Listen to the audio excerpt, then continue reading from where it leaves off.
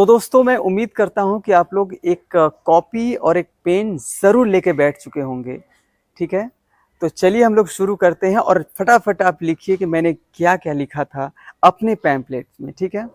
Hello दोस्तों, नमस्कार, कैसे हैं आप लोग। मैं आपका भाई, आपका दोस्त संदीप दीक्षित आपका बहुत बहुत स्वागत करता हूं अपने चैनल में, जिसका नाम है संदीप दीक्षित डेयरी फार्म। तो दोस्तों, जैसा कि मैंने आपसे प्रॉमिस किया था यार कि कुछ भी हो जाए मैं आपकी डेयरी कभी फेल नहीं होने दूंगा, तो नहीं होने दूंगा। तो इस सिलसिले में आज ये मेरा 13वां वीडियो है।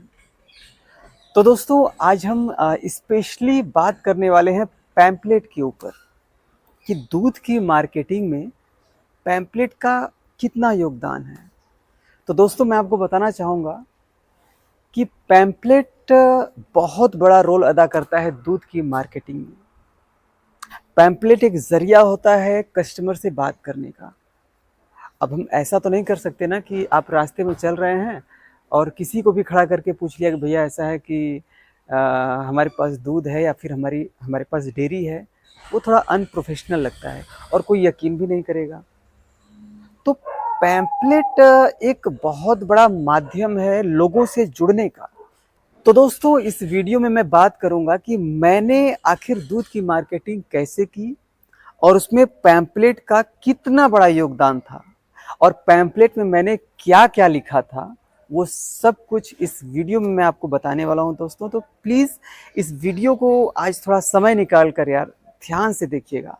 तो दोस्तों, जैसा कि पिछले वीडियो में जिसमें हमने बात किया था कि दूध की मार्केटिंग कैसे करें, तो उसमें हमने आपको बताया था कि मैंने अपने दूध की मार्केटिंग कैसे किया था, कैसे पैम्पलेट छपवाया था, उस पैम्पलेट में मैंने क्या-क्या लिखा था। तो आप लोगों के बहुत सारे कमेंट्स आ रहे थे, बहुत सारे कॉल्स आ रहे थे कि सर प्लीज़ हमें बताइए कि आपने अपने पैम्पलेट्स में क्या लिखवाया था।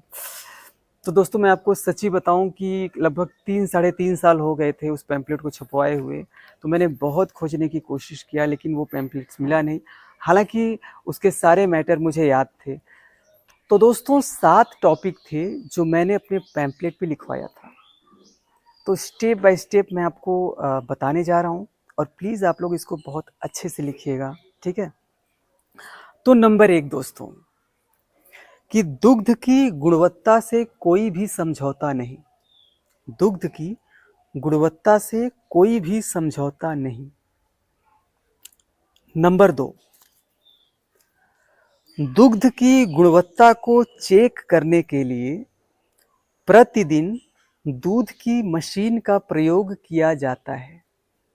मैं फिर से रिपीट करूंगा दोस्तों, आप बिल्कुल परेशान मत होइएगा कि दुग्ध की गुणवत्ता को चेक करने के लिए प्रतिदिन दूध की मशीन का प्रयोग किया जाता है।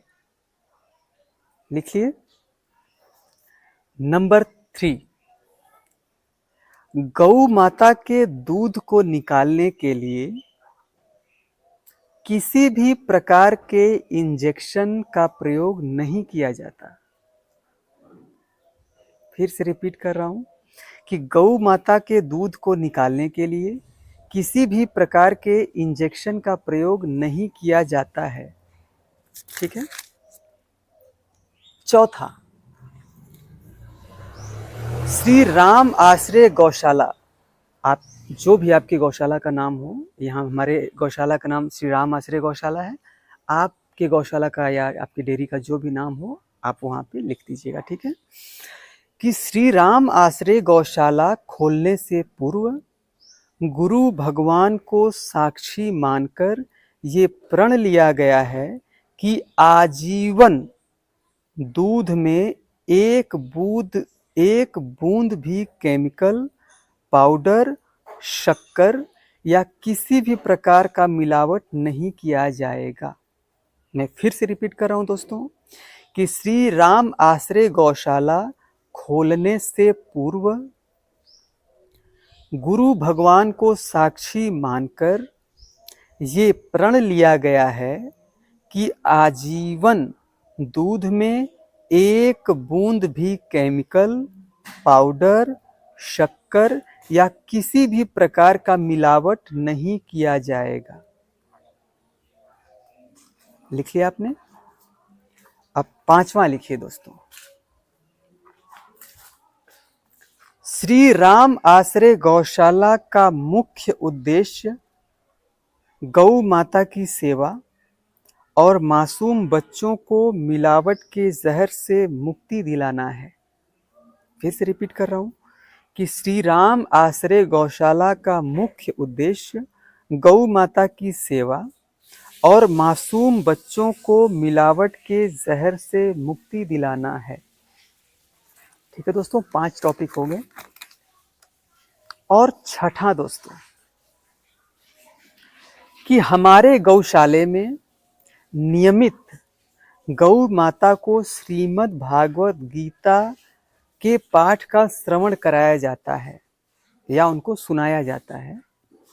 हमारे गौशाला में नियमित गौ माता को श्रीमद् भागवत गीता के पाठ को श्रवण कराया जाता है, जिससे आध्यात्मिक तौर पर आपके बच्चे का मन, बुद्धि, चित्त शांत और शरीर निरोगी रहे। ठीक है दोस्तों, 6 टॉपिक कंप्लीट हो गया। अब 7वां, ये गौशाला गुरु भगवान के प्रेरणा से खोला गया है। ये गौशाला गुरु भगवान के प्रेरणा से खोला गया है, जिससे हर घर में दुग्ध के माध्यम से गुरु भगवान का आशीर्वाद सदैव आप तक पहुंचाया जा सके। ठीक है दोस्तों, अब उसके नीचे 2 टॉपिक और है। इन दोनों टॉपिक में से कोई भी एक आप लिख सकते हैं, जिसमें पहला है कि एक बार सेवा का अवसर जरूर दें, आप कभी भी निराश नहीं होंगे। पहला ये लिखवा सकते हैं।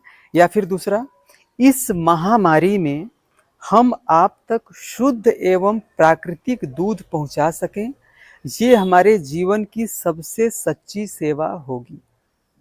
ठीक है, या तो ये लिखवा दीजिए या तो वो लिखवा दीजिए। उसके नीचे अपना ग्राम व पोस्ट जो भी आपका है, गांव का नाम, पता, वो लिखवा दीजिए। अपना नाम, मोबाइल नंबर, ये सब भी लिखवा दीजिएगा। ठीक है। और दोस्तों एक चीज़ और कि सबसे ऊपर आप क्या कीजिएगा कि एक छोटा सा स्टिकर टाइप का रहे, जिसमें आप जिन भी देवी देवताओं को मानते हो, जिस भी गुरुदेव को मानते हो, उनका एक छोटा सा फोटो लगा दीजिएगा। ठीक है। और दोस्तों प्लीज़ एकदम यार, ये जो मैं लिखा हूँ ना, ऐसा नहीं कि मैं किसी कहीं पढ़ के या देख के, जो मैंने फील किया दोस्तों, क्योंकि दूध की इतनी ज़्यादा बेकदरी हो गई थी ना कि ये एकदम भगवान को समर्पित हो गई कि प्रभु अब आप ही देखना यार। अब क्या कर सकते हैं यार, इतना ज़्यादा, मतलब यार इतना मेहनत से हम लोग एक तो प्योर दूध दे रहे हैं, ऊपर से दूध का रेट कोई 20 रुपया लगा के जा रहा है, कोई 25 रुपया लगा के जा रहा है, कोई 30 रुपया लगा के जा रहा है। ठीक है, तो भगवान से मैंने यही बोला कि भगवान देखिएगा, एक शुरुआत करने जा रहे हैं। और दोस्तों आज थैंक्स भगवान जी को कि कम से कम 100-150 कस्टमर होल्ड पे हैं यार। तो कहीं ना कहीं फिर से कह रहा हूँ दोस्तों कि ईमानदारी से काम कीजिएगा, क्योंकि कस्टमर जो होते हैं ना, वो हमारे भगवान होते हैं। उनके साथ कभी भी धोखाधड़ी मत कीजिएगा दोस्तों, क्योंकि जब भी आप उनको पैम्पलेट देंगे ना, तो वो कहीं ना कहीं आपके ऊपर दिल से भरोसा करेंगे, आपके ऊपर विश्वास करेंगे। समझ रहे हैं आप? मैं क्या बताऊं मैं यार, उनके साथ कभी धोखा नहीं होना चाहिए।